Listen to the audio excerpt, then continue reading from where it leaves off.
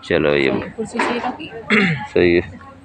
एक तो और गुरु महाराज के चरणों में मेरा कोटि कोटि नमन, सादर जय गुरुदेव। जय गुरुदेव। सभी सत्संगी भाई और बहनों, नौजवान, बच्चे और बच्चियां और नन्हे बच्चों को मेरा प्यार भरा जय गुरुदेव। जय गुरुदेव।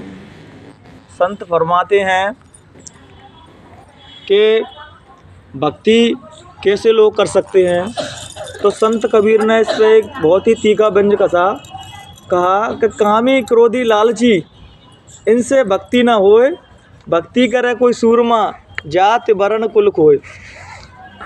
ज़्यादा कोई कामी आदमी होगा वो भजन नहीं कर सकता भगवान का, क्रोधी भक्ति नहीं कर सकता, लालची व्यक्ति भगवान का भजन नहीं कर सकता।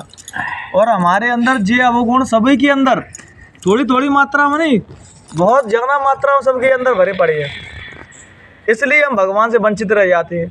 भगवान को अगर हम 10 रुपये एक दिया रखेंगे तो उसको मांगेंगे इतना कि एक दिया घी का रख रहा हूँ, उसके बदले कम से कम एक 2 मंजिल मकान और एक कार मार तो दे देना, बच्चों की नौकरी तो दे देना। और लेकिन भगवान उसका भूखा नहीं है। तो रामायण में क्या कहा है कि भाव का भूखा हूँ मैं और भाव ही एक सार, और भाव से जिसने बजा हो गया भव से पार। इसकी भी ज़रूरत नहीं है उसको। जो बताओ, जो तुम्हें 2 मंजिल मकान दे रहा, कार दे रहा है, गाड़ी दे रहा है, तो तुम भला वो दिया की ज़रूरत तुम्हारे घी की ज़रूरत है? नहीं, तुम्हारी सच्चाई की ज़रूरत है उसको। हम भगवान के मार्ग पे चलते हैं, परमात्मा के मार्ग पे, तो हमारी विडम्बना क्या है कि संसार में हम जैसे जीते हैं, जैसे आप सत्संगी ना बनने से पहले जीवन जिया 20 साल 30 साल, जिसने भी 50 साल जैसा जिया, तो नामदान लेने के बाद भी वैसा ही जीवन जीते हैं। इसलिए तो हम नाम की महिमा को नहीं समझ पाते, ना गुरु की महिमा को समझ पाते। और शास्त्रों में कहा है कि दुज हो जाना, कि एक तो नामदान के पहले का जीवन वो बिल्कुल उसको तो शून्य गिना जाता है, और एक नामदान का जीवन का बाद का जीवन, अगर वो दोनों तुम्हारे एक से हैं तो तुम मतलब अभी नामदानी हुई ही नहीं है। अगर परिवर्तित हो गए कि बुराई तुमने सारी छोड़ दी, छल प्रपंच सब छोड़ दिए, तब तुम सच्चे नामदानी कहलाओगे। लेकिन हम लोग जो है कि जुड़ तो जाते हैं, और कई सत्संगी तो ऐसे हैं कि गुरु महाराज के सामने झूठ बोलते हैं। जब गुरु मथुरा में बैठे रहते थे तो गुरु महाराज के सामने क्या कहते हैं, गुरु महाराज पूछते भजन बच्चा कैसा बनना है? अरे गुरु महाराज भजन ही भजन और कुछ है ही नहीं रहा। और गुरु महाराज कहते देखो बच्चा मुझसे ही झूठ बोल रहा है। तो कहते थे गुरु महाराज कि बच्चा महात्माओं के सामने चालाक मत बनना, वो अवगुण तुम्हारे इसलिए नहीं गिनाते क्योंकि तुम्हारे अवगुण गिना दोगे दोबारा तुम आओगे नहीं बन के जा, इसलिए तुम्हारे वो गुण ही गिनाते हैं कि तू अच्छा है, पीठ दबाते सबकी तारीफें करते हुए, क्योंकि अवगुण नहीं गिनाते। लेकिन हमें अपने महात्मा के यहाँ क्या कहना जाके कि सरकार मुझ में तो अवगुण ही अवगुण बड़े पड़े हैं। वो कहते हैं शिष्य कौन है, तो एक संत ने बहुत अच्छा उदाहरण दिया शिष्य को कैसा होना चाहिए। तो हमारे सूफी जो संत हुए थे, तो इस्लाम में एक शब्द आया मुरीद, और कामिल मुर्शिद को सदगुरु को कहा कि मुर्शिद। मुरीद कौन? जिसने अपने आप को मुर्दा कर दिया है, जो मुर्दा हो गया प्रभा की स्वयं की कोई इच्छा ही नहीं रहती। ठीक है, जाए बित राखे राख राम ताए बित रही। जब तक हम अगर मुरीद हो गए मतलब मुर्दा हो गए, तभी हम समझना है कि हम सच्चे शिष्य हैं। हमने अपनी इच्छा कुछ नहीं घोड़े रही, अगर भूखा मार रहा है उसमें भी उसकी कुछ इच्छा होगी, धन दे रहा है उसमें भी कुछ इच्छा होगी, और कुछ नहीं दे रहा उसमें भी कुछ इच्छा, अपमानित करा रहा है तो उसमें भी कुछ उसकी रजा होगी कि राजी है तेरी रजा में, और यहाँ तो यूँ भी बाबा है और वैसे भी बाबा है। तब भक्ति के सही अतल मायने समझे जाते हैं। अब भक्ति, तो मैं कल एक उद्धव चरित्र पढ़ रहा था, उद्धव गोपियों का संवाद। तो एक बार क्या है कि कृष्ण भगवान और उद्धव जी दोनों बैठे, तो ऐसे उद्धव जी बैठे ऐसे भगवान दोनों एक मेज पे याद करते करते उनके आंखों में आंसू आने लगे, गोपी गोपी कह के, और कृष्ण भगवान रोने लगे। जैसे ही उनके आंख से आंसू गिरा तो उद्धव जी ने हाथ में ले लिया कि हे परब्रह्म जी तुम क्या कर रहे हो। वे उनके वास्तविक स्वरूप से परिचित थे, क्योंकि जो कृष्ण के शरीर में तो धारणा है, लेकिन जो परब्रह्म है, क्योंकि उनके जो गुरु थे वो देवताओं के गुरु थे, वो उनको सपने में ही नामदान दे गए, तो साधना करके उस निराकार रूप के स्वरूप को जान गए थे कृष्ण के को कि ये निराकार है। और कृष्ण भगवान उनको ये जताना चाह रहे थे कि तुम भले मेरे निराकार स्वरूप को जान गए हो, लेकिन भक्ति के और प्रेम बिना सारा ज्ञान तुम्हारा अधूरा है। तो कृष्ण भगवान सोच रहे अब इनको प्रेम का और भक्ति का पाठ पढ़ाया जाए कि जो ज्ञानी व्यक्ति होता है ना बहुत सारा, उसको एक अंदर अभिमान रहता है और प्रेम ही होगा, उसको अभिमान नहीं होगा, कि प्रेम में अभिमान होता ही नहीं है। वो कंडीशन ही उसकी जिएगा, जब तुम्हारे अंदर प्रेम आएगा प्रभु के लिए तो अहंकार अपने आप ही, सब चीज़ें बुराइयाँ अपने आप ही चली जाएंगी और शक्ति और साधना तपस्या आएगी तो उसमें अभिमान आएगा, अरे मैं साधक हूँ, मैं तपस्या कर रहा हूँ, मैं संतु महात्माओं में जो गुण सबसे ज़्यादा पाया जाता है, क्योंकि वो साधना करते हैं, तपस्या करते हैं तो वो ज़्यादा अहंकारी हो जाते हैं। कि विश्वामित्र को देखते हैं नेक नेक बात पर क्रोध आ जाता था उनको, लेकिन प्रेमी और भक्त को क्रोध नहीं आता था कभी। तो उन्होंने कही क्या मैं तो दाऊ भैया अज्ञानी हूँ, वो उनकी परीक्षा ले रहे, दाऊ भैया मैं तो अज्ञानी हूँ इसलिए रो रहा हूँ, तुम तो अज्ञानी हो तो तुम बताओ। अरे कृष्ण तुम अपने वास्तविक स्वरूप से परिचित नहीं हो क्या, तो मैं तो छोटे बच्चे की तरह रो रहे हो और गोपियाँ भी मार रो रही हैं। क्या रोना, प्रेम में रोना मोना व्यर्थ किसी है सब, ये तो मोह है। अब मोह में और प्रेम में बस थोड़ा सा ही अंतर है, बस आदमी मोह में ही रोएगा। जैसे अपने फैमिली का कोई व्यक्ति चला जाए मर जाए तो वो रोने लगते हैं, वो क्या है मोह, और होता है तो वो नहीं कर पाते, जी पाते प्रेम रो रहा है रो रहा है, तो उन्हें ये लग रहा है कि जैसे मोह के ही आंसू है, तो गोपियाँ रो रही हैं, कृष्ण भगवान मोह के ही रो रहे हैं सभी लोग। तो उन्होंने कहा भैया ऐसा करो, मैं भी ज़्यादा ज्ञानी नहीं हूँ, कृष्ण भगवान खुद कह रहे हैं, अंतरी अंतर जो सोच रहे हैं कि तुमको एक नया पाठ सिखाना है और ये मुझ में भी मोह है और मुझका मोह तो तुमने ख़त्म कर दिया, गोपियों का भी जाके ख़त्म कर दिया वृंदावन में जाके। तो उन्होंने कहा कि मुझे ऐसे मुझे पहचानेंगे कैसे कि मैं कौन हूँ। उनके चाचा के लड़का थे कृष्ण भगवान के, वो और बड़े थे उनकी उम्र में, तो उन्होंने एक लेटर लिख के भेजा और अपने साइन कर दिए। और वो भी ज्ञानी थे, उनको वो भी ज्ञानी थे, लेकिन उनके अंदर भक्ति और प्रेम नहीं था। दोनों की शक्लें एक सी ही थी बिल्कुल, लेकिन कृष्ण भगवान प्रेम से ओत-पोत थे वो, और उनके अंदर प्रेम नहीं था। तो वो लिख के और लेटर भेज दिया उनको गोपियों के यहाँ। तो बड़े अभिमान में गए और जैसे ही गोपियों को पता पड़ा कि कृष्ण का संदेशा आया है तो वे क्या जाना है, वो तो सोच रहे सब मेरे नाम लिखे होंगे वहाँ, और उन्होंने ज्ञान की बातें लिखी थी कि जैसे सब मोह वगैरह है कूदों के लिए। तो सबरी गोपियाँ उन पर झटपट बैठी और वो जो लिख के दिया था उन्होंने लेटर, सबको फाड़ के अपना अपना नाम देखने लगी कि मेरा नाम कहाँ है। तो उन्हें ये मूर्ख हो, ये पागल हो, तुम कैसे ये नहीं जानती कि तुम्हारे कितनी ज्ञान की चर्चा तुमसे कहने आया था और तुमने उसको फाड़ दिया। तो उन्होंने कही जहाँ में हमारा काम नाम क्या लिखा है हम तो वो देख रहे हैं, तो उन्हें जहाँ में तुम्हारा नाम है ही नहीं है। तो सब ने फाड़ पूरे के पच्ची फेंक दी कि जिसमें हमारा ही नाम नहीं है तो उसको हम पढ़ के क्या करेंगे वहाँ। कि जो अनपढ़ व्यक्ति रहता है ना, जो ज़्यादा पढ़ा लिखा नहीं रहता, वो प्रभु को बहुत ज़्यादा पा लेता है कि निर्मल जन सो मोह पावा मोह छिद्र चल कपट न पावा। और जो पढ़े लिखे रहते हैं बुद्धि वाले आदमी, उनके अंदर तर्क वितर्क ज़्यादा रहता है। तो तर्क वितर्क भगवान को पसंद नहीं है, सरलता सबसे ज़्यादा पसंद है। अबोध बालक बन जाओ उसके सामने तो सहज तुम्हारी उंगलियां पकड़ लेगा वो, और तुम चालाक बने लोमड़ी बने तो तुमसे दूर चला जाएगा वो। और उद्धव के अंदर वो ही था। तो उन्हें पच्चियाँ फेंक दी सब उन्हें फाड़ के। तो वो कह रहा है अरे यार मैं तुम्हें ज्ञान का संदेश देने आया था, तुम सुनने को तैयार नहीं है। तो उन्हें जिस लेटर में हमारा नाम ही नहीं है, कृष्ण ने हमें याद करना ही छोड़ दिया, तो हम इसको पढ़ के क्या करेंगे, फेंक दिया उनको। और उद्धव के सामने नाचने लगी, ये तो मोहब्बत की बातें हैं उद्धव, बंदगी तेरे बस की नहीं है, यहाँ तो सर दे के होते हैं सौदे, आशिकी इतनी सस्ती नहीं है। जब प्रेम और दीवाना कोई हो जाता है प्रभु का तो उसको हम किसी मापदंड में नाप नहीं सकते थे। तो उद्धव बैठ गए तो उनके सामने सब गोपियाँ नाचने लगी, प्रेम का पाठ सिखाने लगी उनको। तो उन लोगों की तुम तो सब मूर्ख हो ही, अब कृष्ण भी मार हो रहा, तुम भी रो रही हैं, और तुम्हारे एक लीडर है रोने में और अज्ञानता में, वो कहाँ है? राधा जी की पूछ रही। और जो पता नहीं कि उनके अंदर तो साक्षात विराजमान कृष्ण भगवान रहते हैं कि प्रेम से प्रकट हुए मैं जाना। तो उन्होंने कि राधा रानी को जानना है तो चलो राधा रानी से मिलवाने ले गए। तो कहने लगे, तो वो भी रो रही प्रेम में। तो सभी लोग कह रहे हैं कौन है समझा, वो कृष्ण मामूर खुद पार ब्रह्म की खुद अंश होके वो रो रहे हैं और यहाँ राधिका रो रही हैं। तो उन्होंने पूछा कि हे देवी, ये प्रेम नहीं है तुम्हारा, ये मोह है, इसलिए तुम रो रही हैं। तो उन्होंने कही कि जो प्रेम होता है वहाँ में तो मोक्ष की भी कामना नहीं रहती साधक को, सतलोक जाने की भी चाहना खत्म हो जाती है। चाह मिटी चिंता मिटी मनवा बेपरवाह, और जिसको कुछ नहीं चाहिए वही सहनसा। तो उनने कही कि उद्धव, प्रेम में तो किसी चीज़ की डिमांड ही नहीं उठती, ना तो प्रेमी की डिमांड उठती कि मुझे कुछ चाहिए और ना कुछ देने की डिमांड उठती। हम लोग जो नौजवान बच्चे हैं आज, जो प्रेम के नाम पर कुछ भी कर रहे हैं, वो प्रेम नहीं है वास्तविकता। प्रेम तो अपने आप को मिटाना और दूसरे के लिए मिट जाना, ये प्रेम सिखाता है हमें। आज वो बच्चे कहते नहीं है तू मेरी नहीं तो किसी की नहीं, उसको मार देते हैं, एसिड फेंक देते हैं, तेजा फेंक देते हैं, और नाम क्या देते हैं, बहुत सुंदर रूप दे दिया प्रेम का। ये बताओ जो किसी भी प्रकार का प्रेम है, अरे जिसको रहना है वो रहेगा, तुम्हारे साथ नहीं रहना तो नहीं रहेगा, तो जबरदस्ती है क्या कुछ ही। तब वो गोपी रोने लगी राधा रानी, तो कहने लगी अरे जीव अज्ञानी है। तो बोलने की मैं रो इसलिए नहीं रही, मैं उसके लिए रो रही हूँ कि वो मेरी नजरों से कभी हटता ही नहीं है दूर। तो वो कह रही ऐसे ही है तो मुझे दिखाई तो दे। तो उन्होंने अंतःकरण में आवाज दी उनको वहाँ मथुरा में, तो जाके वो आके उनके बगल में बैठ गई। तो दो जने ऐसे बैठ गए, तो उधर सोच रहे ये कोई लीला है। अगर वो ज्ञानी व्यक्ति वो चमत्कार भी दिख जाए ना, तो उसमें भी ये कहेगा इसकी कछु लीला है, माया भी है कछु। तो सब कृष्ण भगवान को सब माया भी कहते थे उस टाइम पे।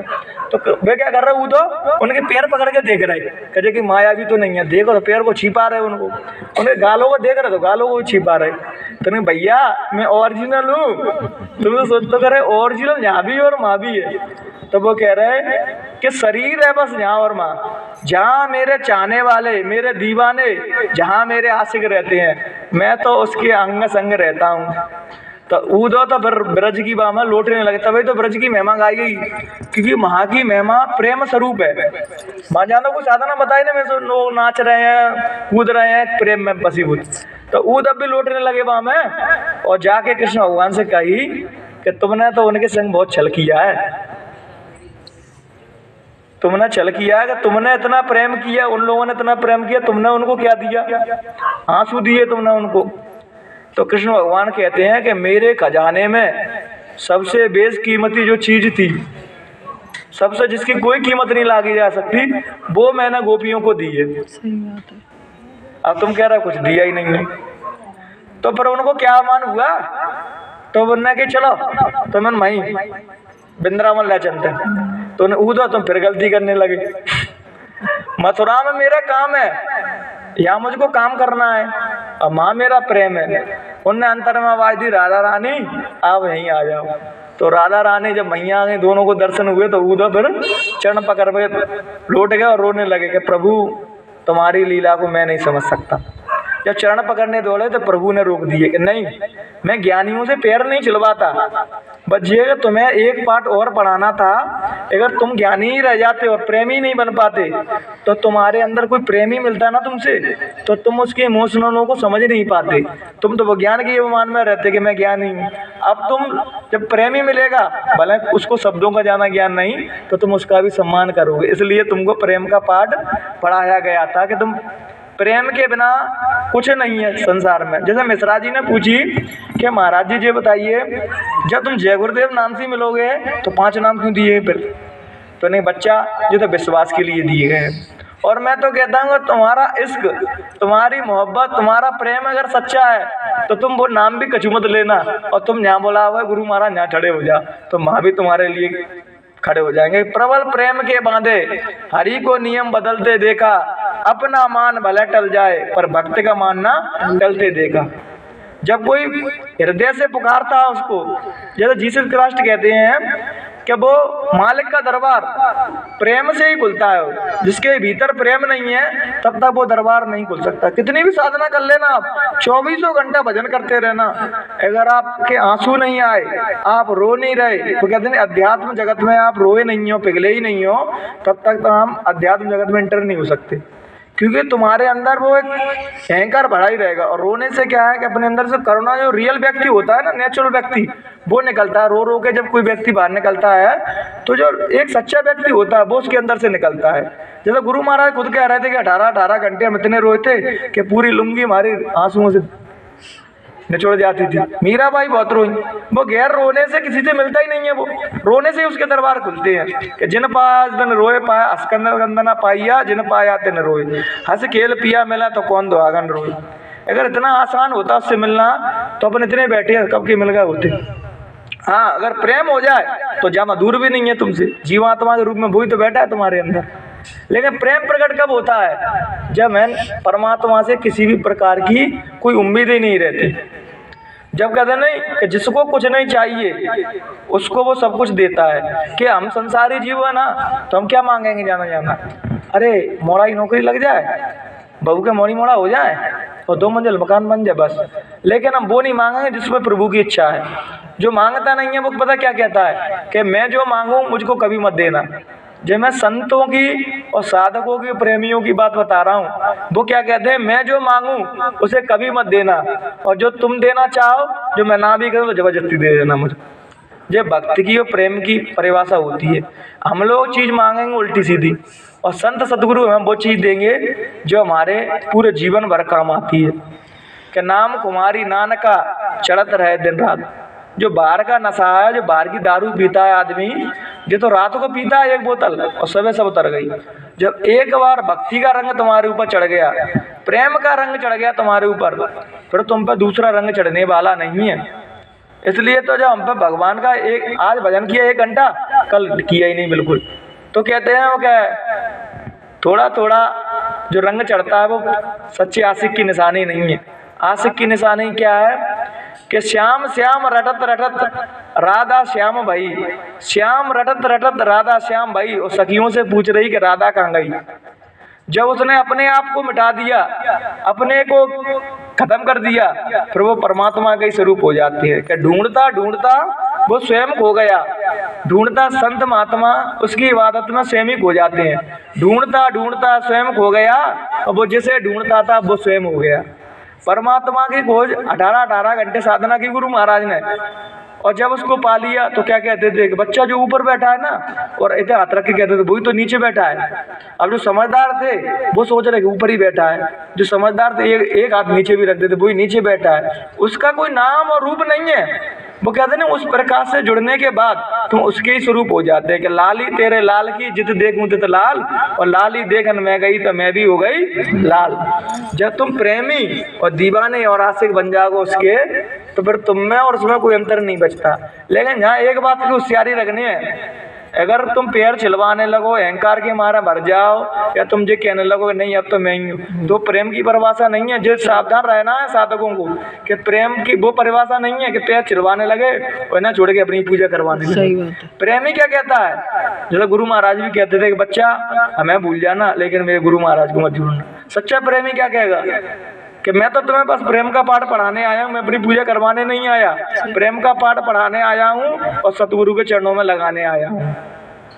वो सच्चे प्रेमी की निशानी होती है। मैं जब से महंत सुरेश भाई साहब ने बोलने का मौका दिया है, तो इस सब्जेक्ट के अलावा मैं दूसरे सब्जेक्ट पे कभी आता ही नहीं। जब भी बुलाते मुझे प्रेम पे ही बोलता हूँ, क्योंकि मैं वही कर पाता हूँ, उसके अलावा मैं भजन साधना जाना कर नहीं पाता। और गुरु महाराज ये कहते हैं कि सबसे जो प्रिय उत्तम जो चीज़ है वो प्रेम ही है। लेकिन हम साधना में विधेरे साधने की प्रश्न पूछते रहे, प्रेम के विषय में किसी ने पूछा ही नहीं। और स्टार्टिंग में जब गुरु महाराज ने देना चालू 1952 में, तो शुद्ध बात बताते थे, बिल्कुल खरास होना। जब उन्होंने देख लिया कि मूड सामने जनता बैठी है, वो मूड बैठी है, वो विधि विधान में फंसना चाहती है, तो उनने भी विधि विधान बना दिए कि भैया लो 1 घंटा माला फेरना और ऐसे ऐसे सुमरन बताए, जो नाम रूप सब बता दिए उनने। क्योंकि प्रेम की बात जब शुरू में की तो किसी सुनने को तैयार नहीं, विरोध भी करने लगे बहुत से लोग, तो उनने भी विधि विधान बता दिए। रामायण के पाठ वो भी करने लगे, रामायण की चौपाइयाँ कराने लगी।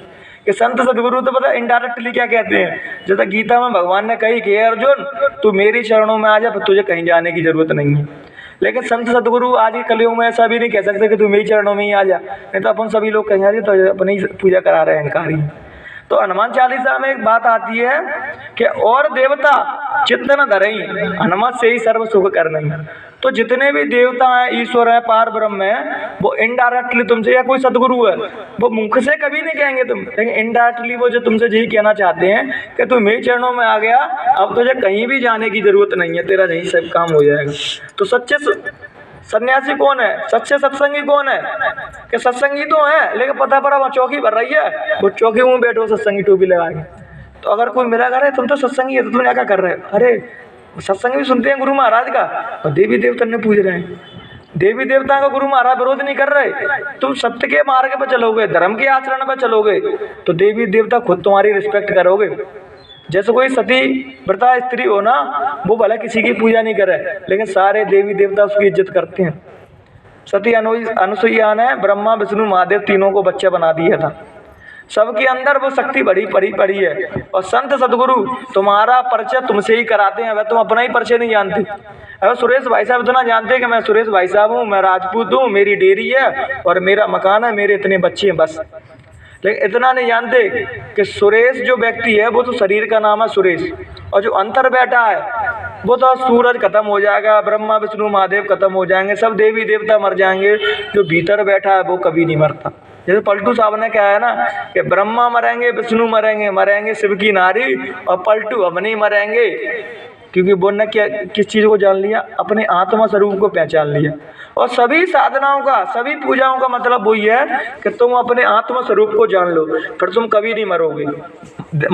मृत्यु तो देख ही होगी, आत्मा की मृत्यु कभी नहीं होती, और हमें उस आत्मा को ही जानना है। तो आत्मा को कौन जनाते हैं? संत सदगुरु, जो आत्मा ज्ञान प्राप्त करके, और तुम्हारे भी कहते नहीं, जो एक जलता हुआ दिया होगा ना, वो ही दूसरे दिया से जल पाएगा। अब बुझे हुए दिए हैं तो तस्वीरों के सामने मूल पटक रहे हैं, वो तुम्हारा दिए जल पाएंगे? तुम्हारी इतनी साधनी नहीं है कि तुम उनसे मिल पाओ, और तुम्हारी इतनी हिम्मत नहीं है कि तुम सदगुरु के पास चले जाओ, क्योंकि जो महात्मा रहते हैं उनका विरोध बहुत होता है। अब कई लोग तो गुरु महाराज का विरोध करते हैं, उन्हें पता ही नहीं है। वो कहते जो देवी देवताओं को नहीं मानते, जिसको नहीं मानते, लेकिन सबसे ज्यादा तो देवी देवताओं को यही मानते हैं। अब बताओ, अपन राम जी को मानना है, माताओं को मानना है, दिन में पूजा कर रहे हैं, संध्या कलारी भी खड़े हैं, पूजा कर रहे हैं, मीट खा रहे हैं। राम जी ने कभी कहा कि मीट खाओ? हनुमान जी ने कहा कभी मीट खाओ? कोई माता ने कहा कि मीट खाओ? अपन कहते हैं अरे माता को तो चढ़ाना ही पड़ता है, लोहड़ी मैया को तो मीट चढ़ानी पड़ती है। तो आप खुद सोचिए, जैसे जे माता है, मान के चलो जे माता है, मैं इनका बच्चा हूँ, मतलब जे सब बच्चे हैं इनके, तो जो जानवर है, जो जगत जननी है ना, तो वो इनके बच्चे नहीं है क्या? बच्चे वो जगत जननी है, तो जानवर, पशु, मुर्गा, सब उनके बच्चे हैं। अब उन्हें तुम काट के उन पर चढ़ा रहे हो, खुश भी हो रहे थे, माता प्रसन्न हो गई। कभी कोई माता ऐसे प्रसन्न नहीं हो सकती। उसको रिझाना है तो अपना अंतःकरण शुद्ध करो, जो काम कर रहे हो मेहनत ईमानदारी से कर्म करो, अपने कर्मों को सुधारो।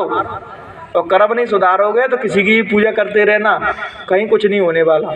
कर्म सुधार लिया, फिर तुम भले मंदिर जाओ, मस्जिद जाओ, उसमें कोई अंतर नहीं पड़ता।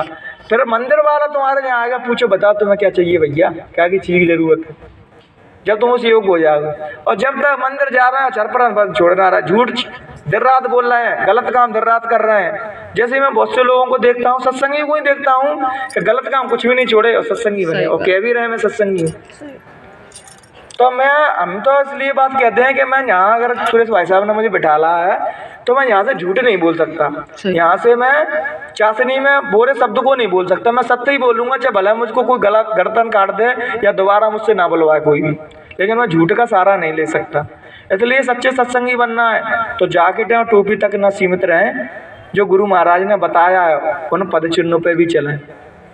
केवल ये नहीं कि जैकेट टोपी पहन ली और चल पर पान झूठ सब कर रहे हैं, टाट पहन ली बस सोच रहे मैं ज्ञान नहीं हूँ। गुरु महाराज ने टाट तो अहंकार भरने के लिए नहीं पहनाए, टाट दूसरों को संदेश देने के लिए पहनाया। जब परिवर्तन होगा तो तुम्हारे भी टाट उतार लिए जाएंगे। तो जो भी दायित्व जिसको दिया गया है वो अभिमान ना समझे कि मैं जहाँ पर डाल दिया तो हम अहंकारी बनने लगे। सबसे प्रेम करना है। सभी संतों का, सभी देवी देवताओं का बस एक ही उपदेश है कि आप सभी लोग हिल मिल के रहिए, एक दूसरे के लिए मदद के लिए खड़े होइए। भगवान पर चढ़ाएंगे लाखों करोड़ों रुपया, हमारे पड़ोसी गरीब होगा, भाई मोरी कुआरी बैठी हुई, बाहर नहीं देंगे 10 रुपया, और सोचा है भगवान पे 1 लाख भगवान क्या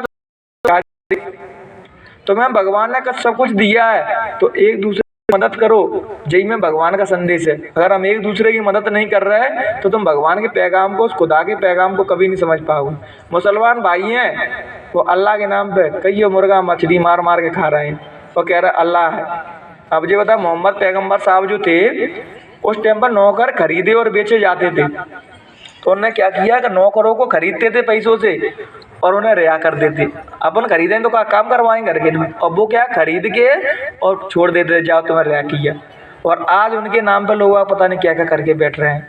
राम के नाम पे हम भी तो कर रहे हैं कुछ भी उल्टा सीधा, राम के नाम पर कह रहे हैं राम भगवान को मानते हैं हम, ऐसे मान राम भगवान को मानेंगे। राम ने जो कहा वो करो, केवल ये नहीं जय श्री राम चिल्ला रहे हो, चाकू भी मार दे रहे हो। कोई नहीं बोल रहा तो जबरदस्ती बुलवा रहा है, बोल जय श्री राम जबरदस्ती। बताओ अगर हम तुमसे जबरदस्ती जय गुरुदेव बुलवाएंगे तो आप बोलोगे? सच बताना बहना भाई, ये बोलोगे आप? प्रेम से बोलेंगे अरे माता जी जय गुरुदेव तो आप बोलो, अहंकार से बोलेंगे तो नहीं बोला, हम नहीं बोल रहे। तो इसलिए सभी से प्रेम करें, सच्चे देवी देवताओं को समझें कि वो हमसे क्या कह रहे हैं। उनके नाम पर बहुत से लोग कहते हैं कभी देवी आ जाती है, कभी कुछ आ जाता है, और झूठ चल पर। एक स्त्री के तो हमारी कॉलोनी में पूरे बार उखाड़ लिए माता के रूप में। अब बाद में वो ऐसी गाली दे रही, कोई माता माता नहीं होती। वो तो क्या आपस की जो दुश्मनी होती है, रंजिश रहती है, जैसे बहुआ होती है ना, तो वैसे अपने सास ससुर से लड़ नहीं पाएंगी वो। तो मैंने कहा माता आ गई, चलो माता आ गई, तो वो अपने सास ससुर का डायरेक्ट नाम लेती हैं। अरे पप्पू तूने ऐसा नहीं किया, अरे फलाने तूने ऐसा नहीं किया। ये बताओ माता कोई कह रही है? तुम्हारे अंदर कोई देवी आ गई ना, बहुत से हनुमान जी आ लगते हैं तुम्हारे अंदर कोई। और अब तो मैंने ये भी सुना है कि बहुत से में तो जय गुरुदेव भी आने लगी। अब बताओ तुम ऐसे लोगों से मूड नहीं कहोगे तो क्या कहोगे? जय गुरुदेव के रास्ते पे चल तो है नहीं रहे, और उनको भी अंदर जमा के झूम रहे हैं, बोलो जय गुरुदेव, बोलिए जय गुरुदेव, और उनके सीधे बाहर कर फिर रहे हैं। इसलिए पाखंडवाद से नानक ने कितना चेताया। नानक एक बार जी गंगा मैया के किनारे गए, तो वहाँ पंडित जी पूजा करा रहे लोगों से कि जे लो अपने पितरों को पानी दो, तुम्हारे देवता तुम्हारे पितर हैं वो स्वर्ग में पानी पी रहे हैं। तो नानक जी ने देखा अरे ये तो बहुत अच्छी बात है, तो पितर कहाँ है? कि करोड़ों लाखों मीलों दूर माँ बैठे हैं स्वर्ग में। यहाँ से लोटा चढ़ा, पंडित कह रहे हैं यहाँ से लोटा चढ़ा रहे हैं और वो पी रहे हैं। ये मूर्खता की बातें हैं, ये अज्ञानी की बातें हैं। तुमने बताओ वो जिन्ना है तुम्हारे बूढ़े पुराने माता पिता, तब तो उनको पूज नहीं रहे, मरवे के बाद तुम ये खीर की तरियां धर रहे हैं, लो खा लो। सही बात है। ज्ञानी की पहचान ये नहीं है। और अपन जहाँ में बहुत माहिर है, मर जाए कोई आदमी जहाँ में, तो हम सभी लोग इतने माहिर हैं पूजे में, कोई मर जाए बस फिर देखो तुम भाई 56 प्रकार के भोग लगाएंगे बाकी लिए। और वही बेचारा जिंदा आता था, क्या रहे पानी पिवा देने, चल पानी वाले गड्ढा तो ले आवेंगे।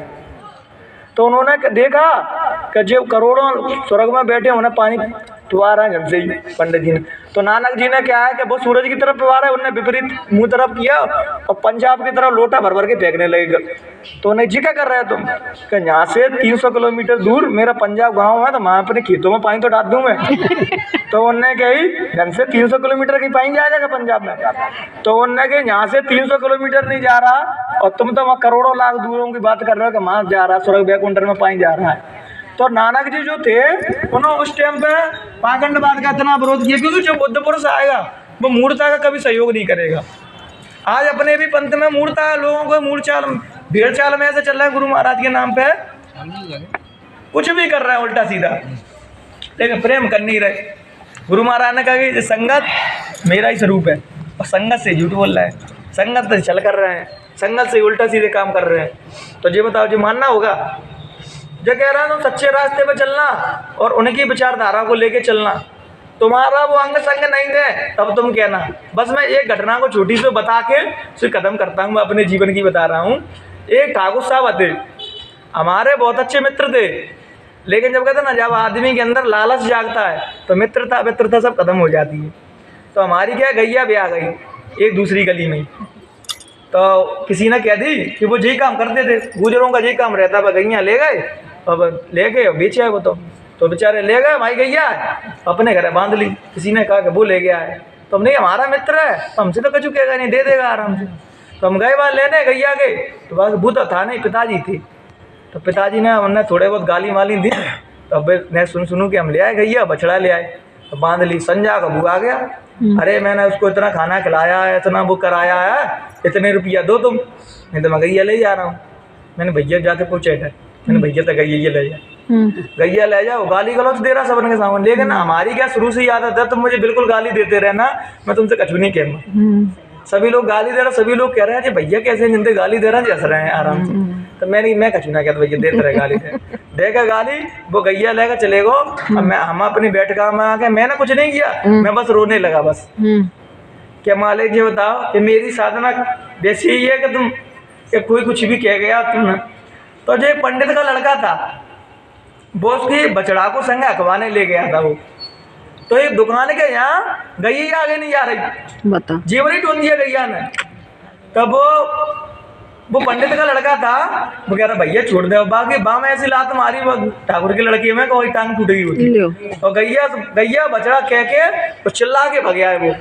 अब वो जो पंडित का लड़का था वो मेरे पाए पकड़ के वो रोल लगो। मैंने क्यों क्या रो रहा हुआ है? अरे मैं कहा के संग जाओ तो बछड़ा रखवावे। लेकिन तुम्हारे बाबा जी को आज मैं मान गया कि जब गैया को ऐसा लग रहा है कि सामने कोई खड़ी है और गैया एक कदम भी आगे नहीं बढ़ रही थी। अगर तुम उसके भरोसे बैठे हो, अगर तुम्हारी भक्ति सच्ची है, तुम्हारा प्रेम उसका सच्चा है, तो दुनिया की कोई भी ताकत, दुनिया की कोई मुसीबत, मैं तो कहता हूँ मौत भी आ गई ना तो मौत भी तुमको छीन नहीं सकती। अगर तुम्हारी श्रद्धा सच्ची है तो यमराज भी तुम्हें छीन नहीं सकती। बस शर्त है हम सच्चे बन जाए बस। सही। नियम कब बदलता है? वो सारे नियम जब हम सच्चे होते हैं। जब तक हमने ही नियम नहीं बदल रहा है, हम ही सच्चे नहीं है, तो चाकच माला फेंकते रहो, चाकचू करते रहो, चल प्रपंच कर रहे हैं, छोड़ कचू है नहीं रहे और शिकायत ही कर रहे हैं गुरु महाराज की दया नहीं हो रही। अरे दया तो दिन रात बरत रही है। दयाल तो दया ही करता है और कुछ करता ही नहीं है। केवल हमें ही ऐसे उल्टे सीधे हैं, उल्टे सीधे खुरापात काम करते हैं।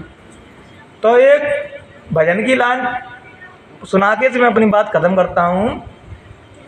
तो वो भजन की लाइन है, सांसों की माला में सिमरू में पी का नाम हो, सांसों की माला में सिमरू में पी का नाम, प्रेम के रंग में ऐसी डूबी, प्रेम के रंग में ऐसी डूबी, बन गया एक ही रूप।